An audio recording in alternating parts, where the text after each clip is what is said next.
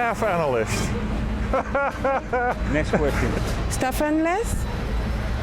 Staff analyst. Ooh.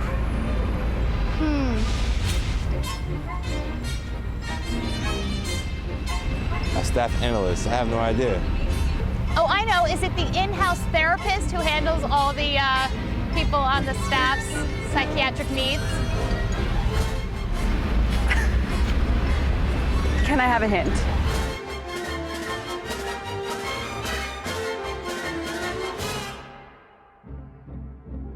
Busy, complex, and constantly changing, New York City is often referred to as the capital of the world. Running the city's 5 sprawling boroughs is the job of dozens of city agencies. Agencies that keep all systems going 24/7, year in and year out, in the city that never sleeps. And who helps keep more than 50 of these city agencies operating? The members of the Organization of Staff Analysts, OSA. I work for HASA, HRA. DEP. I work at Jacobi Medical Center. Metro Plus HHC. The New York City Department of Environmental Protection. New York City Housing Authority. The Office of Staff Resources. And I currently work for the Department of Citywide Administrative Services. I've been in the union for 6 years. For over 18 years. I've been a member of OSA for 15 years. For 11 years. A proud member of OSA. For 4 years. It can be all of these things. Analyze traffic flow for the Department of Transportation. Study arrest reports for the NYPD. Study and help track pollutants for the Department of Environmental Protection. They do. Plan shelters for Department of Homeless Services. I have a friend who used to do that. And do many more jobs that keep the city running every day. That's quite a task. Holy bananas! That's a job that I couldn't do. I'm glad somebody's there to do it. Thank you, New York Staff Analysts. Yes. Most people that walk the streets have no idea how the city runs. They have no idea what civil servants do. Without them, there would be no civil service, there would be no city. If you go back to before 1900, it was all patronage. The curious thing is that the unions had no part in the creation of the civil service system or the law or anything else, but they became eventually the main defenders of it. Since the 1898 consolidation of the 5 boroughs, New York has had 20 chief executives. Virtually every one has tried to reinvent the wheel, bringing in their own new hires and revamping city agencies. Every time a mayor gets in and starts putting in appointments on a political basis, the level of corruption increases dramatically. This has been going on, as far as I can tell, as far back as the whole story goes. Changing the police force every time an election was held really wasn't working out too well. OSA was a part of New York's labor union movement very early on. I mean, we have now traced our roots continuously back to 1954. Even when there was no union, there was a union. When for all those years, from 54 until 85, they told us we didn't exist, we kept acting like we were one, and that made all the difference in the world. This makes it a very interesting story within the story of the New York City labor movement. This is a group that just never stopped trying. But working for the government was considered to be slightly noble. And very importantly, you weren't really working for the mayor. You were working for the people.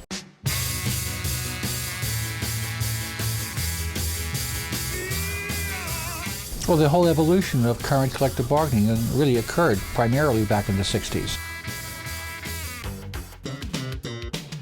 OSA was officially created as a small professional organization in 1970 and later changed its name to the Organization of Staff Analysts.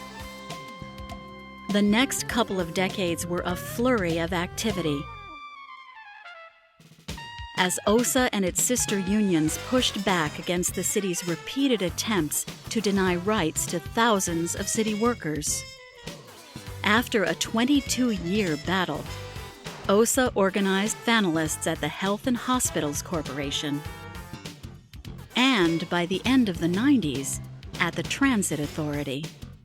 OSA began the 21st century with about 4,000 members and an undiminished fire to organize and protect civil servants across the city. When the mayor came into office in 2002 and 2003, he wanted to get givebacks from us. Together, all of the unions fought off the givebacks. We're always fighting the offensive battle, which is to organize the next group, so we've got to grow all the time. And what's more, it's our mission anyway, unionize more and more analysts. The Organization of Staff Analysts has come a long way since the days when its mailing address was a P.O. box and member business was conducted out of Executive Director Sheila Gorski's living room. OSA grew from 38 analysts at the Board of Ed to currently almost 5,000 analysts citywide. And somewhere around 92, we finally decided it was time to get an office. As a labor union, OSA represents and advocates on behalf of its members in grievance cases as well as through collective bargaining. Think of this thing as like one long race we go around laps. We just completed about the 7th lap, and we are extremely close now to final victory for hundreds and hundreds of people. We basically talk to the members, find out what's bothering them. They may have a situation on the job. They may need to speak to a rep. I'm a grievance rep. My responsibility is to represent the members when they have a grievance or a disciplinary hearing. I'm a tigeress, but I'm really engaged in trying to help that member if I believe that they're not getting a fair break or there's no justice there. I like to see things being done in terms of negotiation, but when all else fails, then we're here to fire our guns and we'll go into court, we'll go into an arbitration, we'll go into an improper practice proceeding, and we've been protecting members' rights for 40 years and we'll continue to do so as long as the city and its agencies attempt to violate our members' rights. Sometimes management like to think there's only one side, which is theirs, but that's not true. We're a very tough bunch for them to take on. They know this. At the same time, we are also correctly very self-confident about the fact that we are valuable to them and that they have every obligation to treat us well whether they like to or not. I was representing members for OSA before there was an official OSA. We've been able to be successful most of the time, but I have to be truthful. It's only about 98.8%. New York City's civil service examinations are the gateway to permanent employment and promotions for the city's staff analysts. OSA has been creating training programs for 30 years now. We know what an analyst does, and we give training on budgeting and contracts. Part of our training is how to take a test, and it gives people confidence. There's got to be about 700 people in there. Really? Unreal. You here to take the promotion? Yeah. Good luck from OSA. Thank you. When a civil service exam is given, we are out there on the front lines. We go to each school and hand out these pencil cases, which include pencils and a calculator and candy, and they're so happy to see us. It encourages them, makes them feel better. They're not as nervous when they go into the exam. OSA has been handing out these goodie bags for 20 or 30 years. OSA provides its members with dental, vision, long-term disability, and life insurance benefits, and the dedicated OSA staff makes sure that members get these entitlements. OSA is a very special union, I think. We are small enough to still be considered a family. OSA is a great union. Very happy that I'm a member of the union. I feel as if I've been a member even before I started with the city. It's a great organization, like brothers and sisters. So what I'll do is send you some literature and the card. Organizing is crucial to OSA's mission and its future. I've been an organizer since 1995 with a four-year hiatus, but I couldn't stay away from OSA. I'm sort of a conduit for information back and forth, a means of communication.